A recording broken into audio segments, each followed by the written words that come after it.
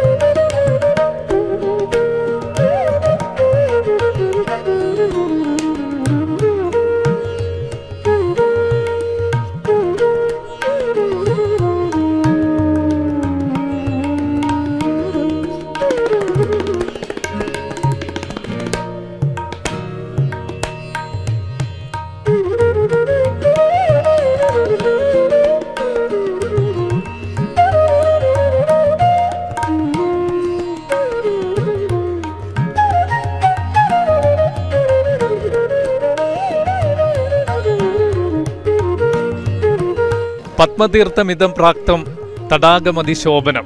കാലങ്ങൾക്ക് മുമ്പ് തിരുനെല്ലിയിലെ ഇന്നത്തെ നീരുറവ ഒരു വലിയ നദിയായിരുന്നു.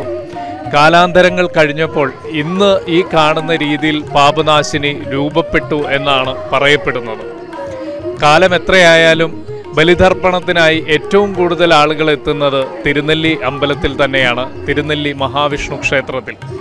അവിടെയാണ് ഞങ്ങളിപ്പോൾ ഉള്ളത്. ഇന്ന് ബലിതർപ്പണ ദിനമാണ്. കർക്കിടകത്തിലെ കറുത്ത വാവ്.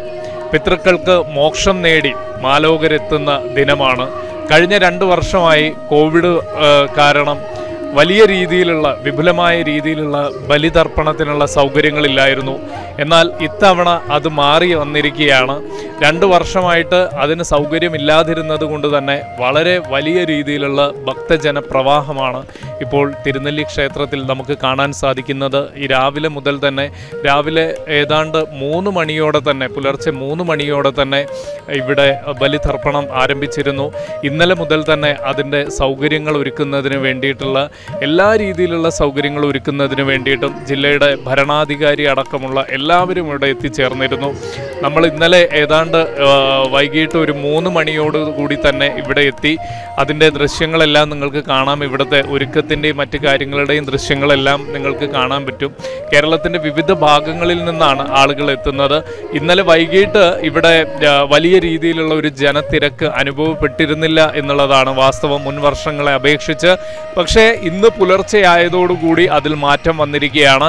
കാരണം ഓരോ ബസ് വരുമ്പോഴും അതെല്ലാം തിങ്ങി നിറഞ്ഞ ആളുകളെയാണ് നമുക്ക് കാണാൻ സാധിക്കുന്നത്. തിരുനെല്ലിയിൽ ബലിതർപ്പണത്തിനെത്തുന്നതിൽ തിരുനെല്ലി ക്ഷേത്രം എന്ന് പറയുന്നത് ബലിതർപ്പണത്തിന് ഏറ്റവും പ്രാധാന്യം അർഹിക്കുന്ന ഒരു ക്ഷേത്രം തന്നെയാണ്. ദക്ഷിണ കാശി എന്നാണ് തിരുനെല്ലി ക്ഷേത്രം അറിയപ്പെടുന്നത്. പ്രപഞ്ച സൃഷ്ടാവായ ബ്രഹ്മാവ് പ്രപഞ്ച സൃഷ്ടിക്ക് ശേഷം ലോകം ചുറ്റി സഞ്ചരിക്കവേ ബ്രഹ്മഗിരി മലനിരകൾ കൊണ്ട് സമ്പന്നമായ ഈയൊരിടം കണ്ട് അതിൽ ആകൃഷ്ടനായി മാറുകയും ഇവിടെ ഇരുന്ന് വിഷ്ണുവിനെ ഭജിക്കുകയും വിഷ്ണു ബ്രഹ്മാവിൻ്റെ ആ ഒരു തപസ്സിൽ സംപ്രീതനായി ഇവിടം പരമശിവൻ്റെയും ബ്രഹ്മാവിൻ്റെയും വിഷ്ണുവിൻ്റെയും ത്രിമൂർത്തി സംഗമ സ്ഥാനമാണെന്ന് പറയുകയും ഇവിടെ അദ്ദേഹത്തെ മഹാവിഷ്ണുവിനെ ബ്രഹ്മാവ് പ്രതിഷ്ഠിച്ചു എന്നാണ് പറയപ്പെടുന്നത്. കാലങ്ങൾക്ക് ശേഷം മൈസൂരിലേക്ക് പുറപ്പെട്ട 3 നമ്പൂതിരിമാരാണ് ഇവിടെ നെല്ലിമരത്തിനരികിൽ വിശ്രമിക്കുന്ന സമയത്ത് ജീർണിച്ച രീതിയിലുള്ള ഈ ഒരു ക്ഷേത്രത്തിൻ്റെ അവശിഷ്ടങ്ങൾ കണ്ടത്. അവിടെ വെച്ച് അവർക്കൊരു അരുളപ്പാടുണ്ടായി. ഏറ്റവും പവിത്രമായ ഒരിടമാണ് ഇതെന്ന്. ആ പവിത്രത ഇന്നും തുടരുകയാണ് തിരുനെല്ലിയിൽ. കാരണം ക്രിസ്തുവിന് മുമ്പേ എന്നാണ് ചരിത്രത്തിൽ തിരുനെല്ലി ക്ഷേത്രം രേഖപ്പെടുത്തപ്പെട്ടിട്ടുള്ളത്. അത്രയും മഹനീയമായ ഒരു ചരിത്രമാണ് ഇവിടെയുള്ളത്. ക്ഷേത്രത്തിൻ്റെ പടിഞ്ഞാറ് ഭാഗത്തേക്ക് മാറിയാണ് പാപനാശിനി. അങ്ങോട്ട് ആളുകളുടെ ഒഴുക്കാണ് നമുക്കിപ്പോൾ കാണാൻ സാധിക്കുന്നത്. തീർച്ചയായും പൊൻകുഴിയിലെയും ഇവിടെ തിരുനെല്ലിയിലെയും വിശേഷങ്ങളുമായി വയനാട് വിഷൻ നിങ്ങൾക്കൊപ്പം തന്നെ ഉണ്ടാവും ഈ ഒരു ബലിതർപ്പണ ദിനത്തിൽ.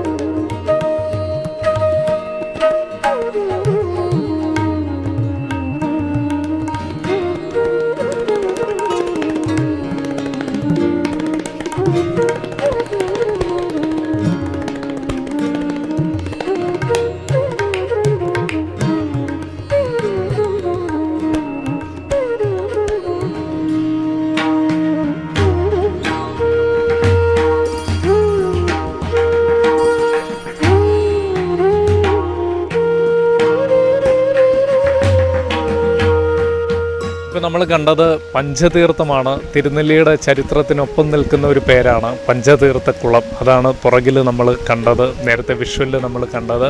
ഭഗവാൻ ശ്രീരാമൻ്റേതെന്ന് പറയപ്പെടുന്ന കാൽപാദങ്ങളും നമുക്കവിടെ കാണാൻ പറ്റും. പഞ്ചതീർത്ഥത്തിൽ ഏറ്റവും പ്രധാനപ്പെട്ട ഒരു കാര്യം തന്നെയാണ് തിരുനെല്ലി സന്ദർശനത്തെ സംബന്ധിച്ചിടത്തോളം, ക്ഷേത്ര ദർശനത്തെ സംബന്ധിച്ചിടത്തോളം ഏറ്റവും പ്രധാനപ്പെട്ട ഒരിടം കൂടിയാണ് പഞ്ചതീർത്ഥം എന്ന് പറയുന്നത്. പഞ്ചതീർത്ഥത്തിനരികിൽ ഞാൻ നിൽക്കുമ്പോൾ എനിക്ക് നമ്മുടെ ക്യാമറയ്ക്കും പുറകിലൂടെ ഒരുപാട് പേരാണ് ബലിതർപ്പണത്തിനായിട്ട് ഇപ്പോൾ പോയിക്കൊണ്ടിരിക്കുന്നത്. വലിയ രീതിയിലുള്ള തിരക്കാണ് ഈ ഒരു സമയത്ത് അനുഭവപ്പെടുന്നത് എന്നുള്ളതാണ് വാസ്തവം. വളരെ വലിയ രീതിയിലുള്ള ഒരു തിരക്ക് ഈ സമയത്ത് അനുഭവപ്പെടുന്നു.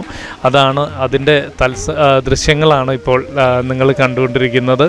ഇതുവരെ ഇത്രയും വലിയ രീതിയിലുള്ള ഒരുമിച്ചുള്ള ഒരു ഒഴുക്കുണ്ടായിരുന്നില്ല ആളുകളുടെ എന്നുള്ളതാണ് വാസ്തവം. അതിന് കാരണമെന്ന് പറഞ്ഞാൽ ഘട്ടം ഘട്ടമായിട്ടാണ് ആളുകളെ പ്രവേശിപ്പിച്ചു കൊണ്ടിരിക്കുന്നത്. എന്നാൽ അതിനൊരു മാറ്റം വന്നിരിക്കുകയാണ്. ഇപ്പോൾ കൂട്ടത്തോടു കൂടി ആളുകൾ വരുന്ന കാഴ്ചയാണ്. ഇനിയും സമയം കഴിയുന്തോറും കൂടുതലായിട്ട് ആളുകൾ എത്താനുള്ള സാധ്യതയാണ് നമ്മൾ കാണുന്നത്. പഞ്ചതീർത്ഥ കുളത്തിനരികിലാണ് ഇപ്പോൾ ഉള്ളത്. ഏതാണ്ട് ക്രിസ്തുവിന് മുമ്പ് തന്നെ നിർമ്മിക്കപ്പെട്ടിരിക്കുന്നു എന്ന് ചരിത്രത്തിൽ രേഖപ്പെടുത്തിയിട്ടുള്ള ഒരു ക്ഷേത്രം കൂടിയാണ് തിരുനെല്ലി ക്ഷേത്രം. അതുകൊണ്ട് തന്നെ ചരിത്ര അന്വേഷകർക്ക് കടന്നു ചെല്ലാനാവാത്ത അത്രത്തോളം നിഗൂഢതകൾ ഉള്ളതുകൊണ്ട് തന്നെ ഒരുപാട് ഐതിഹ്യങ്ങൾ കൂടി തിരുനെല്ലിയുടെ പേരിലായിട്ടുണ്ട്. ആ ഐതിഹ്യത്തിൻ്റെ ഏറ്റവും പ്രധാനപ്പെട്ട ഒരിടം പഞ്ചതീർത്ഥക്കുളം. അതിനരികിലാണ് നമ്മളുള്ളത്. നമ്മളുടെ ഈ തിരുനെല്ലിയിലെ ബലിതർപ്പണ ദിനത്തിലെ യാത്ര തുടരുകയാണ്.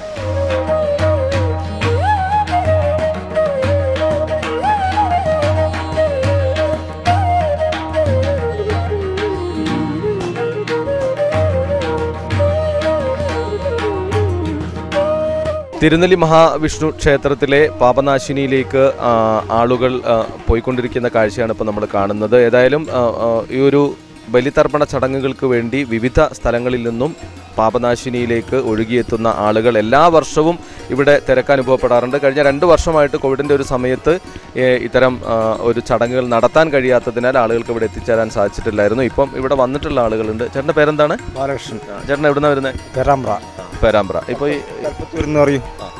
ഇപ്പോൾ ഇവിടേക്ക് മാത്രമായിട്ടാണോ ബലിതർപ്പണ ചടങ്ങിന് വരാറ്? മാത്രമായിട്ട് ഇവിടെ ഇപ്പോൾ എത്ര വർഷമായിട്ട് വരുന്നുണ്ട്? 3 വർഷമായി. ഇതൊക്കെയാണ് നല്ല സൗകര്യം എല്ലാം ഉണ്ട്. ഇപ്പം നല്ല ഇതുമായിരിക്കും ഇവിടെ, നല്ല വന്നു പോകാനുള്ള സൗകര്യങ്ങൾ കൂടിയില്ലേ? ഇപ്പം ഇവിടേക്ക് തന്നെ തിരഞ്ഞെടുക്കാനുള്ളൊരു കാരണം എന്തായിരുന്നു? അത് പണ്ടുള്ളവരിങ്ങനെ പറഞ്ഞ് വരുന്നുള്ളൊരു ഇന്നാണല്ലോ. മറ്റു പ്രത്യേകിച്ച് ഇതിനെ പറ്റി എനിക്ക് അറിഞ്ഞുകൂടാ. എന്നാലും ഒരു വിശ്വാസവും ഉണ്ട്. അച്ഛൻ ഇവിടെ സമർപ്പിച്ചിട്ടുണ്ട് അച്ഛനാ, അതുകൊണ്ട് ആണ് ഇങ്ങനെ വരുന്നത്. ഇപ്പോൾ ഇവിടേക്ക് എത്ര സമയത്ത് എത്തി? ഇവിടെ 6 മണിക്ക്. അപ്പോൾ അവിടുന്ന് ബസ്സിന് വന്ന് ഇവിടെ ബസ്സിന് ഞങ്ങൾ വണ്ടി വിളിച്ച് വന്ന് ഇവിടത്തേക്ക് കാട്ടിക്കുളത്തുനിന്ന് ഇവിടത്തേക്ക് KSRTC വന്ന് ഇവിടെ വന്ന്. അപ്പോൾ എല്ലാ വർഷവും ഇവിടുത്തെ ഒരു പ്രത്യേകത തന്നെയാണ് അതിന് കാരണം എന്നാണ് എനിക്ക്. അങ്ങനെയാണ്, നല്ല ഇതൊക്കെയാണ്. വേറെ ആരാണ് കൂടെ വന്നിട്ടുള്ളത്? ഞങ്ങൾ 15 ആളുണ്ട്.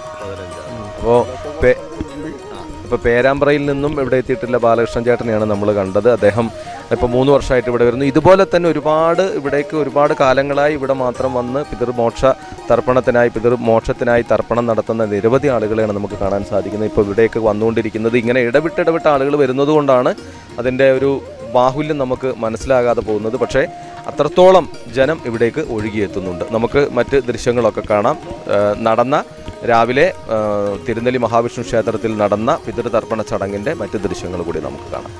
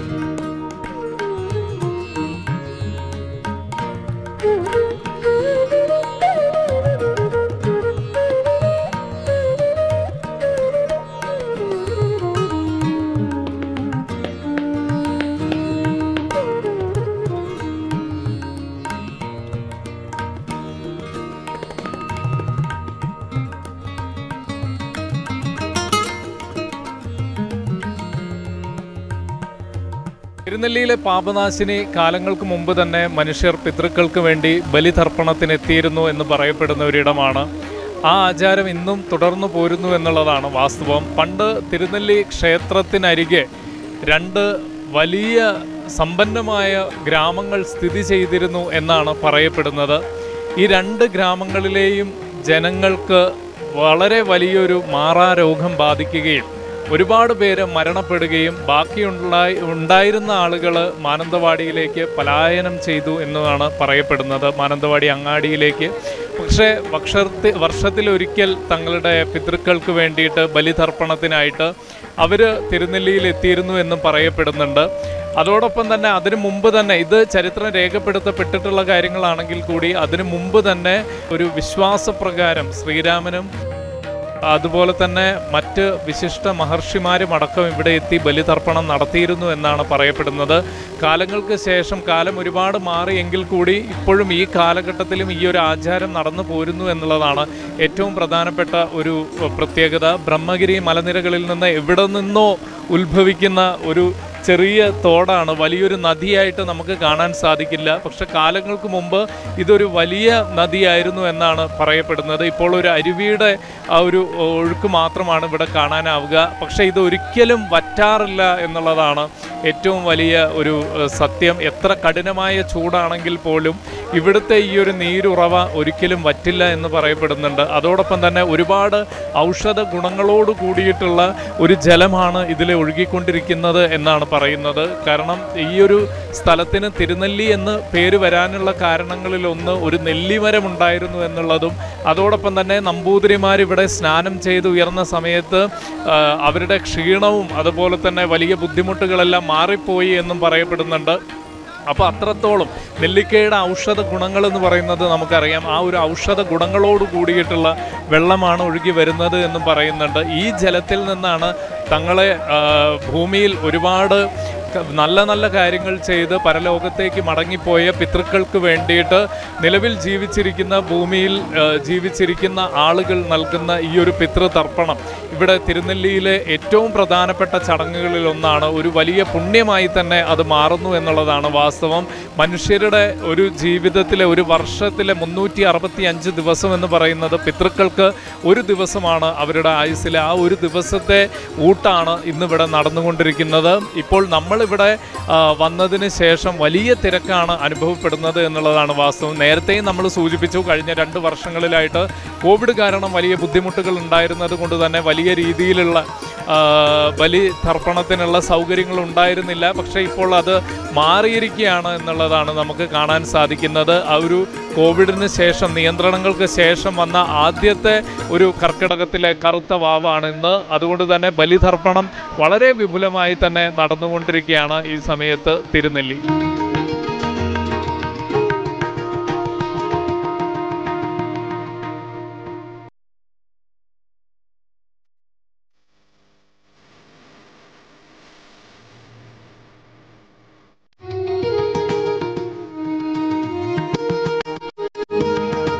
ഇപ്പോൾ നമ്മോടൊപ്പം ഉള്ളത് തിരുനെല്ലി ദേവസ്വം ബോർഡിൻ്റെ എക്സിക്യൂട്ടീവ് ഓഫീസർ കെ സി സദാനന്ദനാണ്. ഏതായാലും ഈ 2 വർഷത്തെ കോവിഡ് മഹാമാരിക്ക് ശേഷം തെക്കൻ കാശി എന്നറിയപ്പെടുന്ന തിരുനെല്ലിയിൽ ആയിരക്കണക്കിന് ഭക്തരാണ് പിതൃക്കളുടെ മോക്ഷത്തിനായി ബലിതർപ്പണ ചടങ്ങിന് എത്തിയിരിക്കുന്നത്. എന്തായാലും ഈ വിശേഷങ്ങൾ നമുക്ക് അദ്ദേഹത്തോട് തന്നെ ചോദിച്ചറിയാം.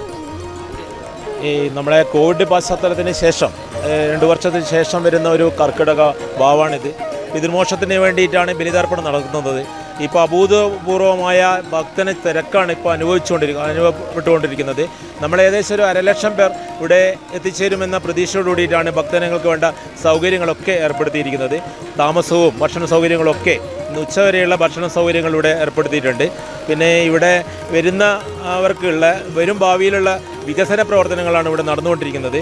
ചുറ്റമ്പല പ്രവൃത്തിൻ്റെ തറ കെട്ടിക്കഴിഞ്ഞു. പൂർണ്ണമായിട്ടും ഉള്ള എങ്ങനെയാണോ അതേപോലെ തന്നെ പൂർണ്ണമായും കരിങ്കല്ലിലാണ് ചുറ്റമ്പലത്തിൻ്റെ പ്രവൃത്തി നടക്കുന്നത്. അതുപോലെ തന്നെ പാവനാശിനിയിലേക്ക് വരുന്ന വഴികൾ അത് ടൂറിസം ഡിപ്പാർട്ട്മെൻറ്റ് 4 കോടി രൂപയുടെ ഇതാണ് നടപ്പിലാക്കുന്നത്. ഭക്തജനങ്ങൾക്ക് വേണ്ട ക്ലോക്ക് റൂമും അവർക്ക് ബാത്റൂമും മറ്റുള്ള എല്ലാ സൗകര്യങ്ങളും അവർക്ക് റെസ്റ്റ് ചെയ്യാനും ഉള്ള സൗകര്യങ്ങളാണ് അടുത്ത വർഷം വരുമ്പോൾക്ക് കൂടുതൽ നല്ല രീതിയിലുള്ള, അതായത് ഈ പാവനാശിനിയുടെ തനിമ നിലനിർത്താത്ത രീതിയിൽ തന്നെ നല്ല രീതിയിലുള്ള ഭക്തജനങ്ങൾക്കുള്ള സൗകര്യമാണ് ഈ വരും ഭാവിയിൽ ചെയ്തുകൊണ്ടിരിക്കാനുള്ള സംവിധാനം ഏർപ്പെടുത്തിക്കൊണ്ടിരിക്കുന്ന ദേവസ്വം ബോർഡ്.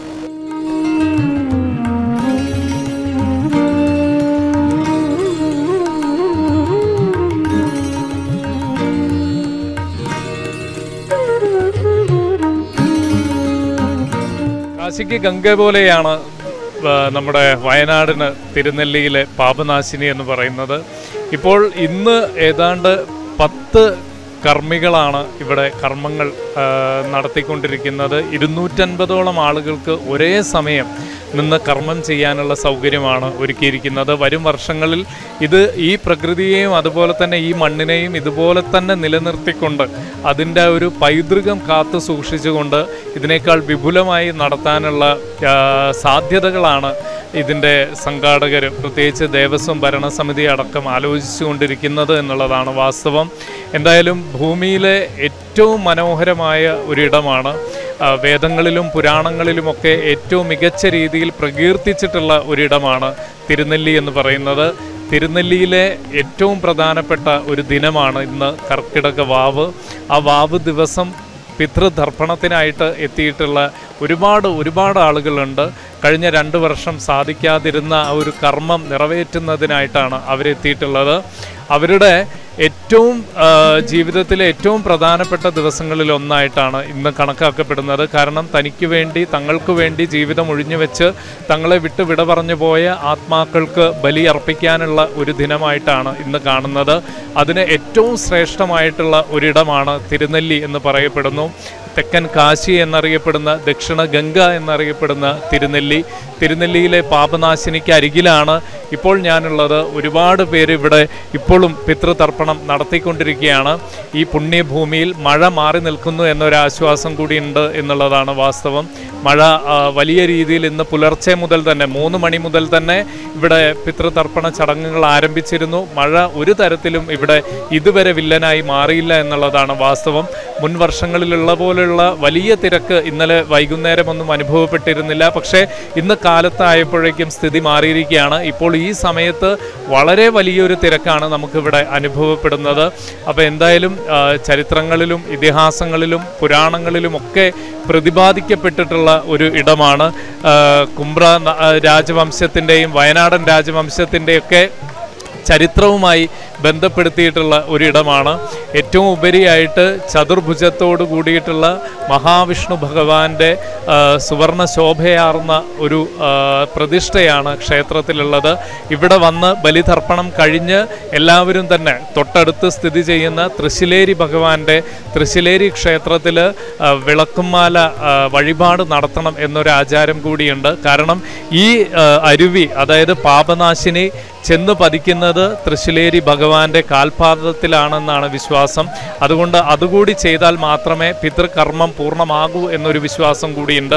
അത് അതുവരെ പോയി ചെയ്യാൻ ബുദ്ധിമുട്ടുള്ളവർക്ക് ഇവിടെ തിരുനെല്ലി ക്ഷേത്രത്തിൽ തന്നെ തൃശ്ശിലേരി ക്ഷേത്രത്തിലേക്കുള്ള വിളക്കുമാല വഴിപാടും നടത്താനുള്ള സൗകര്യം കൂടി അവിടെ ഒരുക്കിയിട്ടുണ്ട്. എന്തായാലും വയനാടിൻ്റെ ചരിത്രത്തിനൊപ്പം നിൽക്കുന്ന ഒരിടം കൂടിയാണ് തിരുനെല്ലി. 2 വർഷത്തെ ഇടവേളയ്ക്ക് ശേഷം ഇവിടുത്തെ വാവുബലി കർമ്മങ്ങൾ വളരെ മികച്ച രീതിയിൽ നടന്നുകൊണ്ടിരിക്കുകയാണ് ഈ ഒരു സമയം.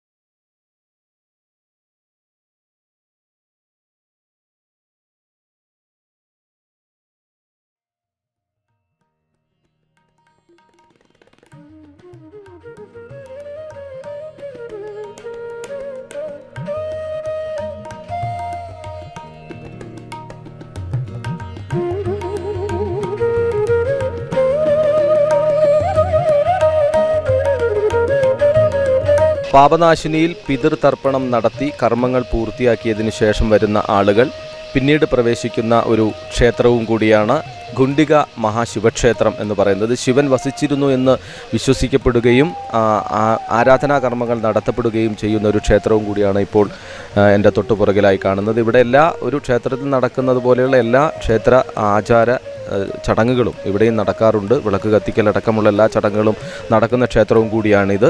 ഇവിടെ വന്ന് അവിടെ പിതൃതർപ്പണം നടത്തി കടന്നു വരുന്ന ആളുകൾ ഇവിടെ വന്ന് ഇവിടെയും ഒരു പ്രാർത്ഥന നടത്തിയതിന് ശേഷമാണ് മഹാവിഷ്ണു ക്ഷേത്ര ദർശനത്തിനായി പിന്നീട് കടന്നു ചെല്ലുന്നത്. ഇത്തരം ഒരു ആചാരങ്ങളിലൂടെ കടന്നു പോകുമ്പോൾ തന്നെ പിതൃക്കൾക്ക് പുണ്യം തേടിയുള്ള ഈ മോക്ഷം തേടിയുള്ള ഈ പിതൃതർപ്പണ ചടങ്ങുകൾക്ക് പതിനായിരങ്ങൾ ഒഴുകിയെത്തുന്ന കാഴ്ചയാണ് ഇപ്പോഴും കണ്ടുകൊണ്ടിരിക്കുന്നത്. അപ്പോൾ ആ ദൃശ്യങ്ങളാണ് ഇതുവരെ ധനേഷ് ദാമോദർ നിങ്ങളിലേക്ക് വിവരണം നൽകി പ്രേക്ഷകരിലേക്ക് എത്തിച്ചത്. ഈ ചടങ്ങുകളുടെ ഒരു പരിസമാപ്തിയിലേക്ക് കടക്കാൻ അധിക സമയമില്ല. ഏതായാലും ഇത് സംപ്രേഷണം നടക്കുന്ന സമയത്ത് തീർച്ചയായും ചടങ്ങുകൾ പുലർച്ചെ 3 മണി മുതൽ തുടങ്ങിയതാണ്. വൈകിട്ട് 3 മണി വരെ ചടങ്ങുകൾ ഉണ്ടായിരുന്നു. ആ ചടങ്ങുകളുടെ ദൃശ്യങ്ങൾ കൂടിയാണ് ഇപ്പോൾ പുനഃസംപ്രേഷണത്തിലൂടെ പ്രേക്ഷകരിലേക്ക് വയനാട് വിഷൻ എത്തിച്ചുകൊണ്ടിരിക്കുന്നത്.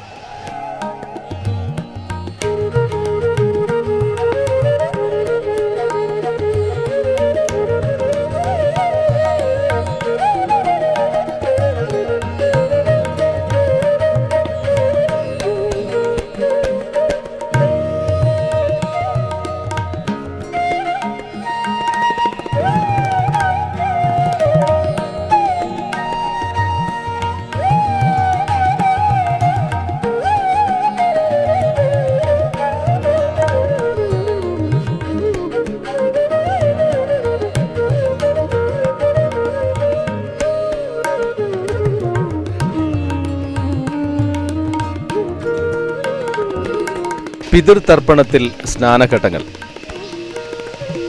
വയനാട് വിഷൻ പ്രേക്ഷകരിലേക്ക് ചാനലിലൂടെ ഇന്ന് എത്തിച്ചത്. ഇത്രയും നേരം പ്രേക്ഷകർ കണ്ടത് തിരുനെല്ലി ക്ഷേത്രത്തിലെയും പൊൻകുഴി ക്ഷേത്രത്തിലെയും പിതൃതർപ്പണ ചടങ്ങുകളുടെ തത്സമയ ദൃശ്യങ്ങളാണ്.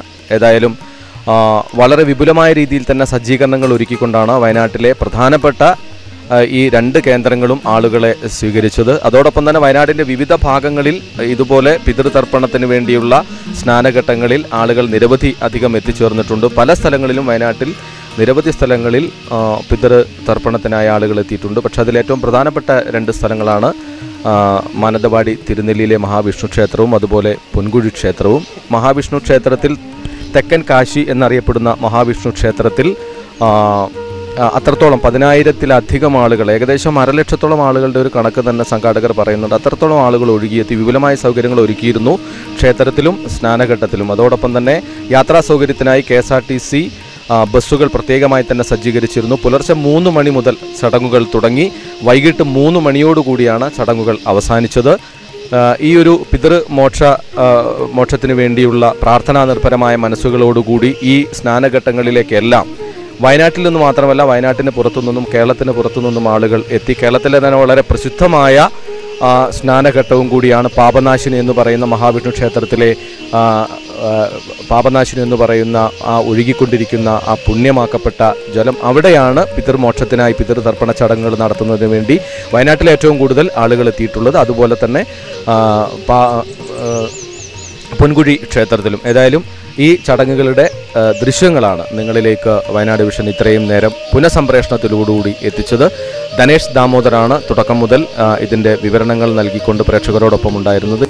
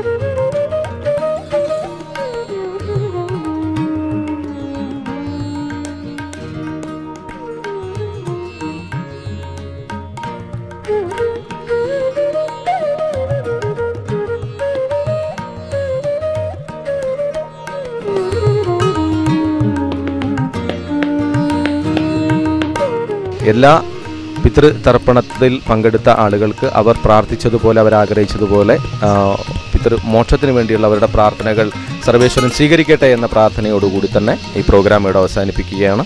നമസ്കാരം.